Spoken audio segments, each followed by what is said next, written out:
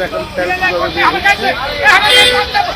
শত শত লোক লুট করে নিয়ে যাচ্ছে। কি করার আছে?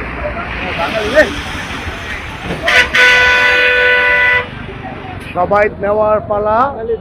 এটাকে মেরামত করার জন্য একটা মানুষ পাশে দেখি না, লুট মনে করে নিয়ে যাচ্ছে। একটা লোক দেখি না যে এটাকে কিভাবে বন্ধ করা যায়।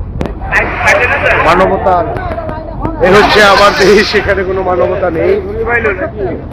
এটা হচ্ছে বাংলাদেশ। আমরা আছি কাশপুর সিমরায়।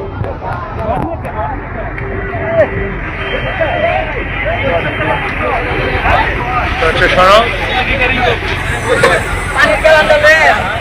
আরে বড় মাছ